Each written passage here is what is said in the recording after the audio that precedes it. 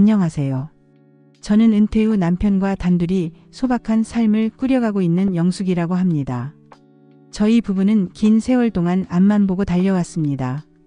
오직 자식 하나 잘 키워내겠다는 마음으로 젊음을 바쳤죠. 그리고 이제 저에게는 새로운 꿈이 생겼습니다. 남은 생은 온전히 나를 위해 살고 싶다는 꿈이요. 하지만 그 꿈이 제 딸에게는 허락되지 않았나 봅니다.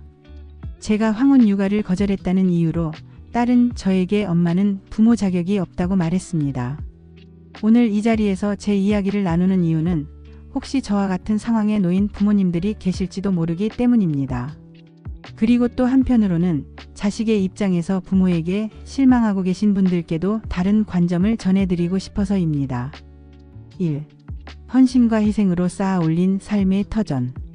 저희 부부는 평생 작은 식당을 운영하며 딸 하나를 키웠습니다. 새벽 5시에 일어나 시장에서 재료를 사오고 밤 10시가 넘어서야 문을 닫는 일상이었죠. 허리가 아프고 다리가 붓는 날이 허다했지만 딸이 밝게 웃는 모습을 보면 그 모든 고통이 사라지는 듯 했습니다. 특히 기억에 남는 일이 있어요. 딸이 중학교 3학년 때였는데 성적이 좀 떨어져서 학원을 더 보내야겠다고 생각했어요. 그런데 그때 저희 식당 사정이 좀 어려웠거든요. 여보, 이번 달도 적자야. 지연이 학원비가 50만 원인데. 괜찮아. 내가 새벽에 떡볶이 포장마차도 나가볼까? 요즘 새벽 배달 일도 많다던데. 그래서 우리는 식당 일과 별개로 새벽 2시부터 6시까지 떡볶이 포장마차를 했어요. 하루에 서너 시간밖에 못 자는 날들이 계속됐지만 딸이 원하는 학원에 보낼 수 있다는 생각에 힘이 났어요. 딸은 그런 저희 사정을 전혀 모르고 지냈고 저희도 굳이 알릴 필요는 없다고 생각했어요. 그렇게 딸은 무럭무럭 자라 좋은 대학에 가고 좋은 직장에 취직하고 사랑하는 사람을 만나 결혼했습니다. 딸의 결혼식 날 저는 눈물로 축복했습니다. 딸의 결혼식 준비할 때도 그랬어요. 웨딩드레스 맞출 때 따라가서 우리 딸이 제일 예쁘다고 했더니 딸이 엄마 부끄럽다며 웃더라고요. 그때 딸이 저한테 말했어요. 엄마, 나 결혼하고 나서도 자주 올게. 엄마 아빠 쓸쓸하게 내버려 두지 않을 거야. 그 말을 듣고 정말 기뻤어요. 이제 딸도 가정을 꾸렸으니 저희 부부의 역할은 끝났다고 생각했습니다. 이제는 저희만의 시간을 가져도 된다고 생각했죠.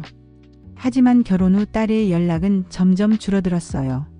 처음에는 신혼이니까 그러려니 했는데 몇 달이 지나도 딸은 바쁘다는 이유로 얼굴 보기가 힘들었어요.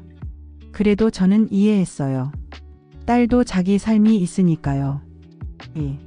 늦깎이 꿈 그리고 새로운 시작.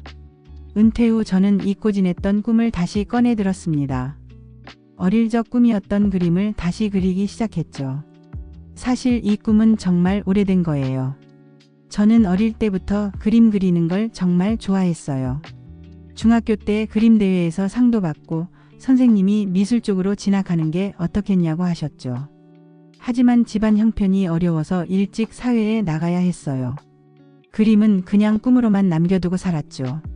식당을 운영하며 틈틈이 모은 돈으로 그림 도구를 사고 집 한쪽 구석에 작은 작업실을 만들었습니다. 남편도 그런 저를 보며 여보 이제는 여보 하고 싶은 거 다 해. 내가 옆에서 응원해 줄게라고 말해 주었습니다. 처음에 그림 도구를 샀을 때가 기억나요. 미술용품점에 가서 물감과 붓, 캔버스를 보는데 마음이 두근거리더라고요. 마치 어린 시절로 돌아간 것 같았어요. 여보, 그림 참 잘 그리네. 나도 몰랐던 재능이었어. 오랜만에 하니까 손이 안 따라와. 그래도 행복해. 그렇게 저는 그림을 그리는 일에 푹 빠졌습니다. 처음에는 선 하나 긋는 것도 어색했지만 매일매일 그림을 그리면서 저는 잃어버렸던 저를 조금씩 찾아가는 듯 했습니다. 동네 문화센터에도 등록했어요. 거기서 저와 비슷한 나이의 수강생들을 만났죠. 다들 자식 키우느라 포기했던 취미를 늦게나마 시작한 분들이었어요. 영숙 씨, 그림 정말 느는 게 보여요. 소질이 있으시네요. 아이고 머려. 그래도 뭔가 하나 제대로 배우니까 보람이 있어요. 그 시간들이 정말 소중했어요. 오랜만에 나만을 위한 시간을 갖는 것 같았거든요. 그림을 그리면서 저는 제가 단순히 누군가의 엄마가 아니라 꿈과 재능을 가진 한 사람이라는 걸 깨달았어요. 남은 여생은 저의 그림으로 채워나갈 수 있을 거라 생각했죠. 아니, 정확히는 그림과 함께 제가 하고 싶었던 많은 일들을 할 수 있을 거라 생각했어요. 남편과 함께 여행도 가고 독서 모임에도 참여하고 그동안 미뤄뒀던 모든 일들을 차근차근 해나갈 계획이었어요. 모든 것이 완벽했습니다. 딸이 찾아오기 전까지는요. 3. 예상치 못한 부탁 그리고 딜레마. 딸이 손주를 안고 집에 찾아온 날이 기억나요. 평소보다 훨씬 지쳐 보였어요. 아이 때문에 잠도 제대로 못 자고 육아에 치이느라 힘들어하는 게 보였죠. 엄마가 땡땡이 보고 싶을 것 같아 왔어요. 아이고 우리 땡땡이. 할머니 보고 싶었어? 많이 컸네, 많이 커. 처음에는 그저 아이 얼굴 보여주러 온 줄 알았어요. 그런데 딸이 아이를 제 품에 맡기고는 거실을 서성이기 시작하더라고요. 뭔가 할 말이 있는 듯한 분위기였어요. 엄마 사실 오늘 온 이유가 따로 있어요. 무슨 일이야? 무슨 걱정이 있어? 엄마 내가 복직하면 땡땡이를 봐줄 사람이 없어요. 시어머니는 건강이 안 좋으시고 어린이집은 대기가 너무 길어요. 엄마가 좀 봐주면 안 될까요? 내가 월급에서 생활비도 보태줄게요. 딸의 부탁을 듣는 순간 저는 복잡한 감정이 들었어요. 한편으로는 딸이 어려운 상황에 있다는 게 안타까웠고 다른 한편으로는 제가 이제 막 시작한 새로운 삶이 흔들릴 것 같아 불안했어요. 지연아, 갑자기 그런 얘기를 하니까 엄마도 생각해 볼 시간이 필요해. 엄마 다른 방법이 정말 없어요. 베이비시터는 너무 비싸고 친정엄마가 아니면 누구를 믿고 맡길 수 있겠어요. 딸의 간절한 눈빛을 보니 마음이 흔들렸어요. 하지만 동시에 제가 이제 막 찾기 시작한 나의 삶을 다시 포기해야 하나 하는 생각에 마음이 무거워졌죠. 그날 밤 남편과 이야기를 했어요. 여보, 어떻게 생각해? 모르겠어. 딸이 힘들어하는 것도 안타깝고. 그런데 우리도 이제 우리만의 시간을 가져보고 싶었는데. 그림도 이제 막 시작했는데 말이야. 아이를 맡으면 하루 종일 매여 있어야 하잖아. 문화센터도 못 가고 우리 계획했던 여행도 못 가고. 하지만 딸이 정말 어려운 상황인 것 같아. 우리가 도와주지 않으면 누가 도와주겠어? 며칠 동안 고민했어요. 밤마다 잠이 안 와서 뒤척이며 생각했죠. 과연 내가 이기적인 건 아닐까? 딸이 어려울 때 엄마로서 도와줘야 하는 게 당연한 거 아닐까? 하지만 동시에 이런 생각도 들었어요. 나도 이제 내 삶을 살 권리가 있지 않을까? 지금까지 충분히 딸을 위해 희생하며 살아왔는데 이제는 나를 위한 시간을 가져도 되지 않을까? 4. 어려운 결정 그리고 예상하지 못한 반응. 저희는 꽤 긴 시간 동안 고민한 끝에 딸에게 미안하지만 거절하기로 했습니다. 쉽지 않은 결정이었어요. 하지만 저희도 남은 인생을 의미 있게 보내고 싶었거든요. 지연아, 엄마야. 네, 엄마. 생각해 보셨어요? 지연아, 미안해. 엄마도 이제 우리만의 시간이 필요해. 미안하지만 우리는 이제 너희에게 짐이 되고 싶지 않아. 뭐라고요? 엄마도 늙어가는데 손주 돌볼 체력도 부족하고. 그리고 엄마도 하고 싶은 일이 생겼어. 그때 딸의 목소리가 확 달라지는 걸 느꼈어요. 엄마 지금 진짜 그런 말씀하시는 거예요? 내가 이렇게 어려운 상황인데. 지연아, 엄마 말 이해해줘. 우리도 이제. 아니, 엄마가 뭘 그렇게 바쁘시다는 거예요. 그림 그리는 게 손주 돌보는 것보다 중요해요. 딸의 날카로운 말투에 마음이 아팠어요. 하지만 저도 제 입장을 설명하려 했어요. 지연아, 엄마가 이기적인 것 같지? 하지만 엄마도 사람이야. 엄마도 꿈이 있고. 꿈이요? 지금 나이에 무슨 꿈이요? 엄마 현실을 보세요. 그 말이 가슴에 깊이 박혔어요. 지금 나이에 무슨 꿈이냐는 말이요. 나이가 들면 꿈을 꾸면 안 되는 건가요? 늙으면 모든 걸 포기하고 자식들만을 위해 살아야 하는 건가요? 엄마 다시 한번 생각해 보세요. 정말 안 도와주실 거예요. 지연아, 엄마 마음도 편하지 않아. 하지만 엄마, 우리가 어릴 때 할머니 할아버지가 우리를 봐줬던 것처럼 엄마도 당연히 우리 애를 봐줘야 하는 거 아니야? 엄마는 이제 할 일도 없잖아. 할 일도 없다는 말에 또 한 번 상처받았어요. 제가 하고 있는 일들이 딸에게는 그냥 할 일 없는 것으로 보였나 봐요. 그림을 그리고 문화센터에 다니고 친구들과 어울리는 모든 것들이 딸에게는 의미 없는 일로 여겨졌던 거죠. 지연아, 엄마도 하고 싶은 게 있어. 그리고 할머니, 할아버지 때와 지금은 시대가 달라. 시대가 달라졌다고요? 엄마, 그럼 가족이라는 게 뭐예요? 피는 물보다 진하다는 말은 다 거짓말이에요. 폭발하는 감정과 상처받은 마음. 엄마, 어떻게 자식이 어려울 때 외면할 수가 있어요? 내가 엄마 인생 망치게 했어요. 엄마가 좋다고 식당에서 나 키운 거잖아요. 난 한 번도 엄마한테 해달라고 한 적 없다고요. 딸의 말을 듣는 순간 마음이 무너지는 것 같았어요. 제가 딸을 위해 했던 모든 희생이 딸에게는 엄마가 좋아서 한 일로 여겨지고 있었던 거예요. 지연아, 그런 말 하지 마. 엄마가 널 키우면서 힘들다고 생각해 본 적 없어. 하지만 이제는 뭐예요? 이제는 나보다 그림이 더 중요하다고요. 그리고 제 가슴을 산산조각 낸 말이 나왔습니다. 이러고도 엄마가 부모 자격이 있다고 생각해요. 자식이 도움을 청하는데 외면하는 부모가 어디 있어요? 엄마는 진짜 부모 자격이 없어요. 그 한마디는 제가 평생을 바쳐 지켜온 부모라는 이름의 무게를 한순간에 짓밟아 버렸습니다. 부모 자격이 없다는 말은 제가 지금까지 살아온 모든 시간을 부정하는 것처럼 느껴졌습니다. 지연아, 그런 말은 너무하잖아. 무슨 말이 심해요? 사실을 말한 건데요. 엄마가 지금 하는 게 정말 부모가 할 일이라고 생각해요. 좋아요. 엄마가 그렇게 나오시면 저도 각오하겠어요. 앞으로 엄마한테 어떤 부탁도 안 할게요. 그리고 엄마가 나중에 아프거나 외로워도 저한테 기대하지 마세요. 지연아, 잠깐. 아니에요. 엄마가 날 필요 없다고 하시는데 제가 뭐하러 더 있어요. 남편이 다가와서 저를 위로해줬지만 마음의 상처는 쉽게 아물지 않았어요. 혼란스러운 시간들. 그 뒤로 며칠 동안은 아무것도 할 수 없었어요. 그림을 그리려고 붓을 들어도 딸의 말이 계속 머릿속에 맴돌았어요.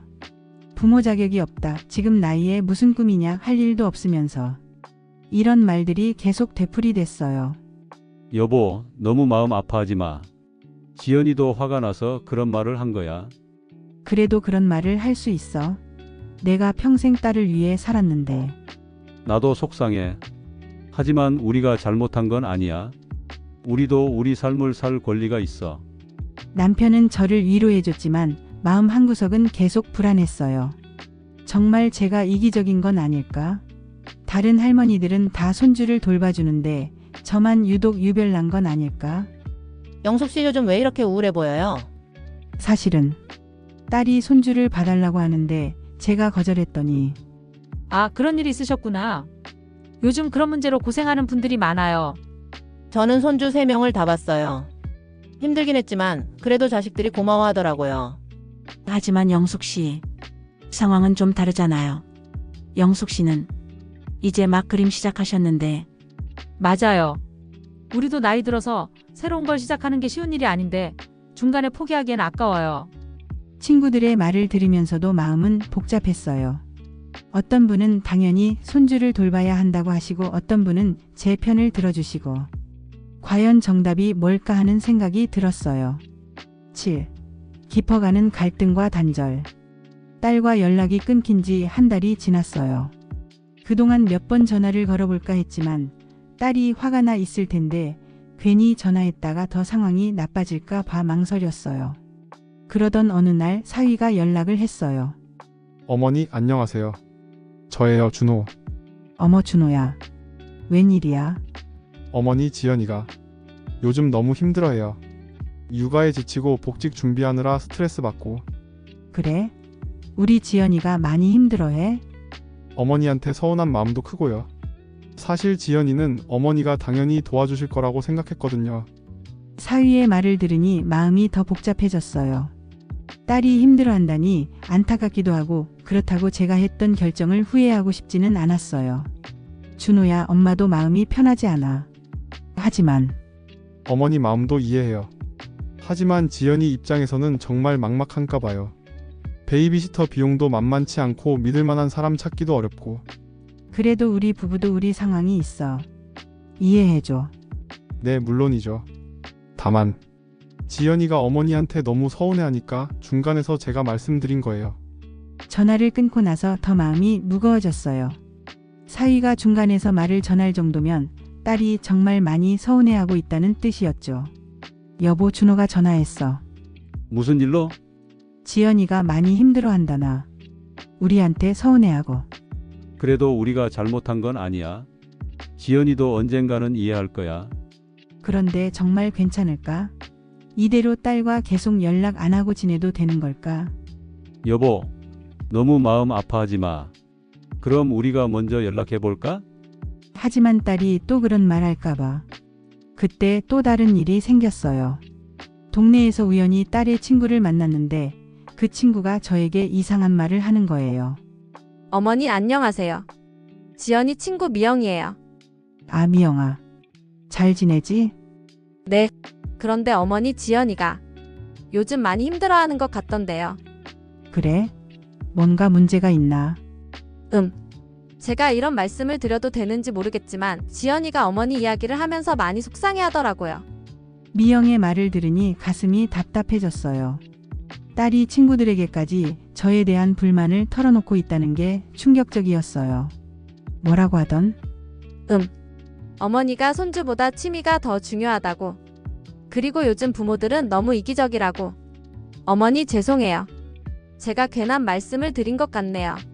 집에 돌아와서 그 말을 계속 생각했어요. 딸이 저를 이기적인 부모라고 다른 사람들에게 말하고 다닌다는 게 너무 슬펐어요. 8. 새로운 시각과 깨달음. 그 시간이 지나고 저는 많은 생각을 했습니다. 과연 부모가 되는 순간 나의 인생은 사라지는 것일까? 나는 내 딸의 엄마이기 이전에 나라는 한 명의 사람인데 왜 내 꿈과 행복은 늘 후순이어야 할까?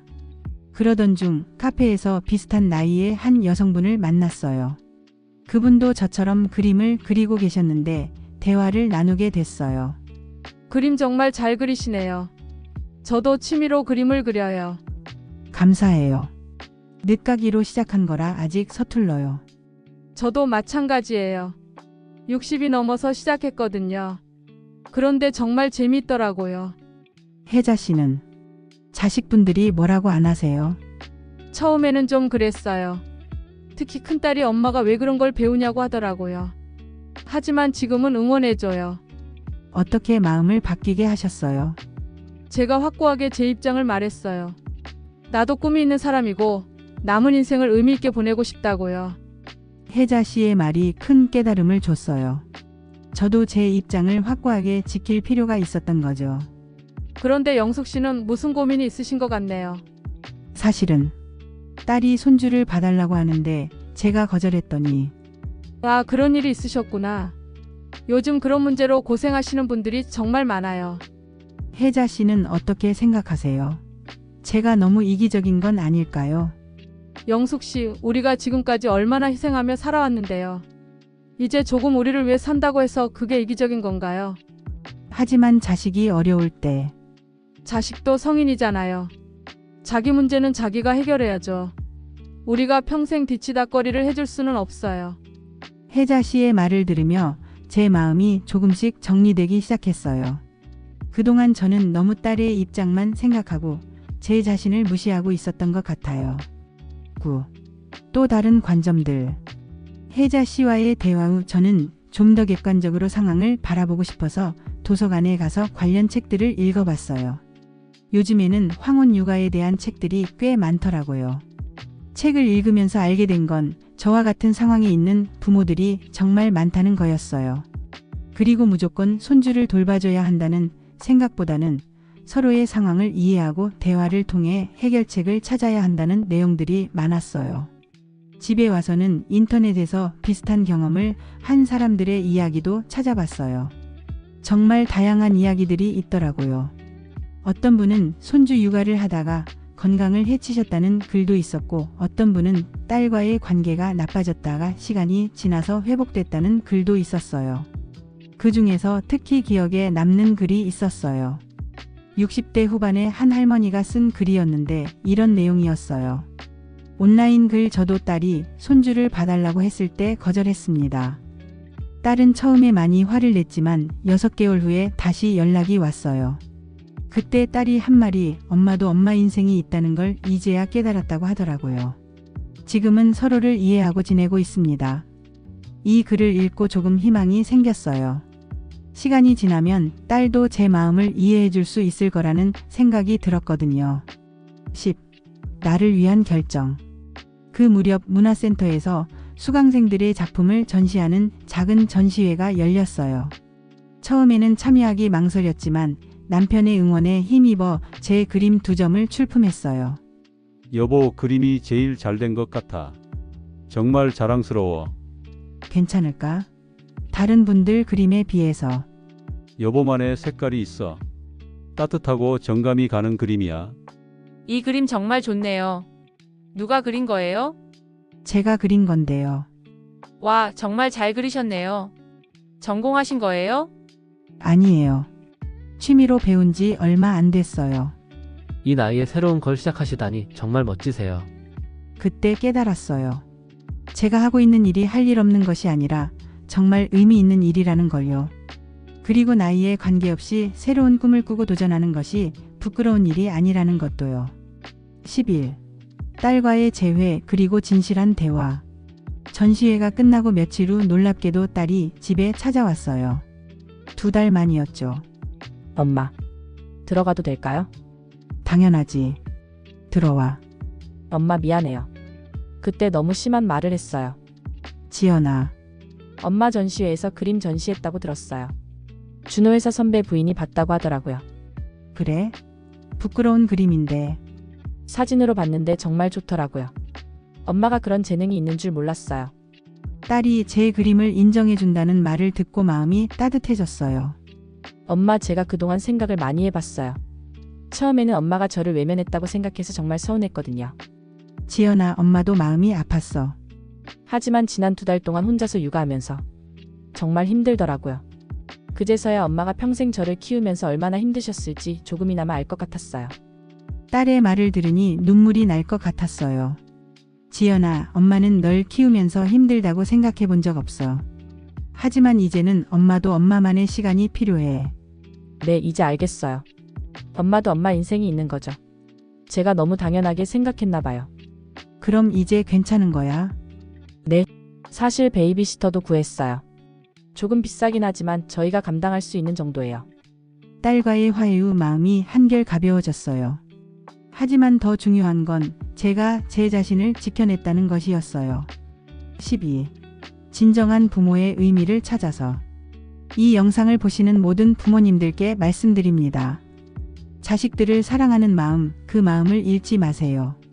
하지만 그 사랑 때문에 당신의 삶을 포기하지는 마세요.